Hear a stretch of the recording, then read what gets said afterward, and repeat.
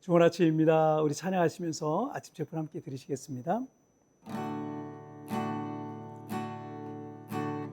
화려하지 않아도 정결하게 사는 삶, 가진 것이 적어도 감사하며 사는 삶, 내게 주신 작은 일 나눠주며 사는 삶, 이것이 나의 삶의 행복이라오.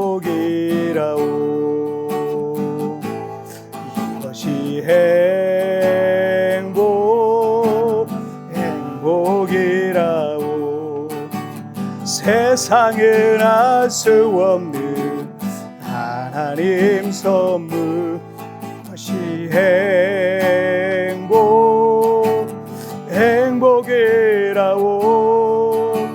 하나님의 자녀로 살아가는 것, 이것이 행복이라오.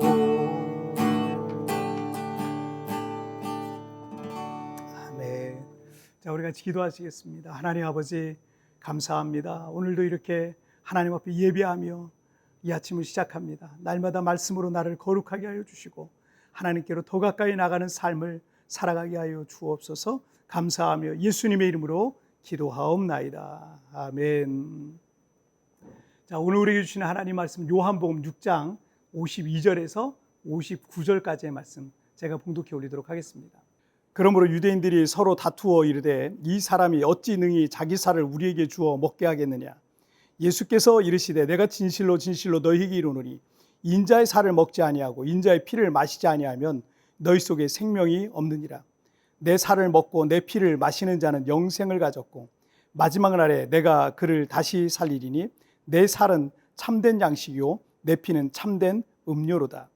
내 살을 먹고 내 피를 마시는 자는 내 안에 거하고 나도 그의 안에 거하나니 살아계신 아버지께서 나를 보내시매 내가 아버지로 말미암아 사는 것 같이 나를 먹는 그 사람도 나로 말미암아 살리라.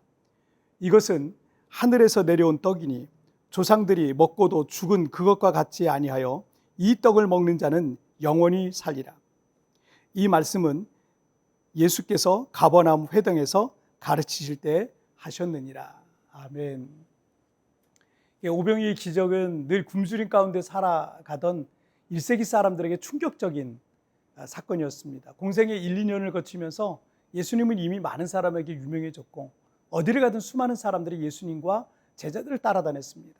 그런데 잘 타던 불에 기름을 부으면 그 불이 더 커지는 것처럼 오병이의 기적은 더 많은 사람에게 주목받을 수 있는, 더 많은 제자들을 만들어낼 수 있는 더없이 좋은 기회였던 겁니다. 자, 그런데 예수님께서는 그런 좋은 기회를 살리지 못합니다. 오히려 오병이의 기적을 보고 찾아온 사람들 앞에 큰 논란의 중심에 서게 됩니다. 예수님의 말씀 하나하나는 논란거리였고 그 일로 인해서 잘 타던 불에 찬물을 끼얹듯 이 논란의 끝에는 66절에 의하면 많은 사람들이 더 이상 예수님을 따르지 않고 그 곁을 떠나는 결과를 초래하게 됩니다. 자, 그러나 예수님께서는 세상에서 성공하고 인기를 얻기 위해서 이 세상에 오신 게 아니라 하나님의 말씀과 복음의 진리를 선포하시기 위해서 오셨던 것입니다. 사도행전 7장에서 스데반 집사님이 복음을 전하시는데 그 말씀에 찔려가지고 마음이 찔려서 귀를 막던 사람들의 모습 기억하십니까? 하나님의 말씀과 복음이 진리지만 어떤 이들은 귀를 막고 듣고 싶어 하지 않기도 합니다. 제가 목사로서 또 설교자로서 사역하고 있지만 때로는 성도님들이 듣기 싫더라도 저는 그 말씀을 전하고 가르쳐야 합니다. 왜냐하면 진리는 타협하지 않기 때문입니다. 53절과 54절을 보시면 예수께서 이르시되 내가 진실로 진실로 너희에게 이르노니 인자의 살을 먹지 아니하고 인자의 피를 마시지 아니하면 너희 속에 생명이 없느니라. 내 살을 먹고 내 피를 마시는 자는 영생을 가졌고 마지막 날에 내가 그를 다시 살리리니. 이 오병이어라는 떡에서 발단이 된 이 사건을 예수님께서는 광야 시대 하늘에서 내린 만나로, 그리고 단지 육신의 떡이 아닌 참된 떡, 곧 하나님께서 보내신 아들로 시키셨습니다. 자, 그런데 예수님께서는 이 모여든 군중들에게 더 충격적인 말씀을 하시고 있는 거예요. 인자의 살을 먹지 아니하고 인자의 피를 마시지 아니하면 너희 속에 생명이 없느니라. 내 살을 먹고 내 피를 마시는 자는 영생을 가졌고 마지막 날에 내가 그를 다시 살리리라. 이해하기 어려운 말씀이죠. 어떻게 사람의 살을 먹습니까? 아마도 그 자리에 있었던 군중들 그리고 예수님의 제자들조차 그 말씀을 이해하기는 어려웠습니다. 인자라는 것은 영어 성경에 보면 The Son of Man이라고 돼 있어요. 그냥 단순하게 문자적으로는 사람의 아들이지만 영어 성경에도 대문자를 쓰고 있거든요. Son에도 대문자, Man에도 대문자를 쓰고 있어요. 자, 그 신학적으로는 성육신하신 하나님의 아들을 의미하고 있습니다. 하지만 당시 그 말씀을 듣던 사람들은 사람의 살을 먹고 피를 마신다? 그 순간 예수님을 사이비 이단 교주 정도로 오해하는 이들도 많이 생겨났을 것 같습니다. 자, 그런데 56절을 보실까요? 내 살을 먹고 내 피를 마시는 자는 내 안에 거하고 나도 그의 안에 거하나니 라고 말씀하셨어요. 즉 실제로 예수님의 살을 먹고 피를 마시는 게 아니라 예수님과의 참된 연합을 의미하는 거고 있는 겁니다. 그래서 주님께서는 예수님의 재림이 있기까지 영원히 기념해야 될 거룩한 예식을 하나 제정하셨는데 그것이 바로 성찬식이에요. 실제로 예수님의 살과 피를 먹진 않지만 우리는 예수님의 살을 의미하는 빵과 피를 의미하는 포도주를 믿음으로 그걸 먹고 마심으로 예수님과 연합이 되는 거예요. 예수님과의 연합이 여러분 왜 중요합니까?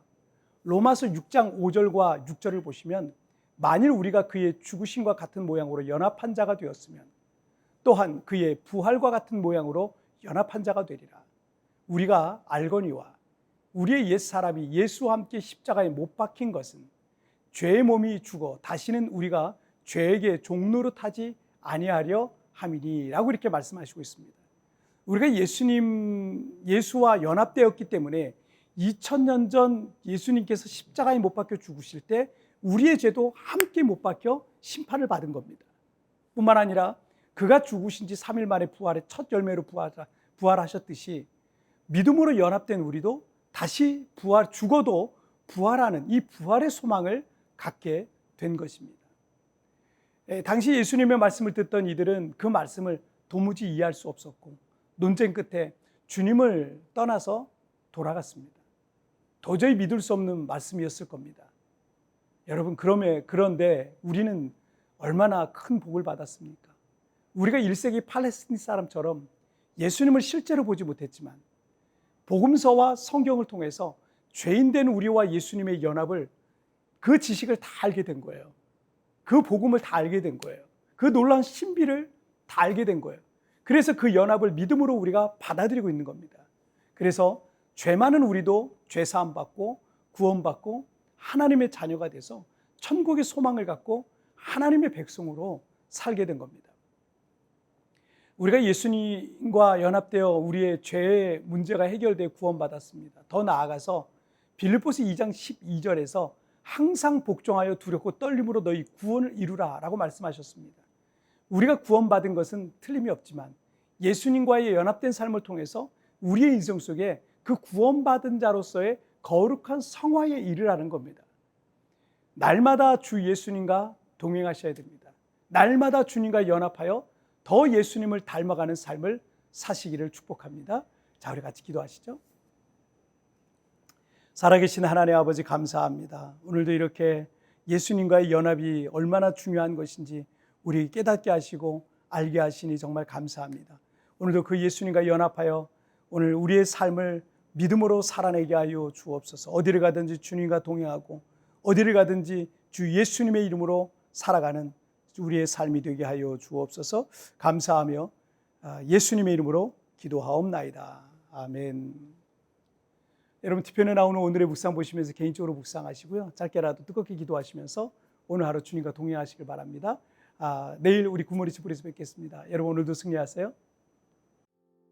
우리가 구원받은 것은 틀림이 없으나 예수님과의 연합된 삶을 통해서 우리의 인생 속에 그 구원받은 자로서의 거룩한 성화에 이르라는 것입니다.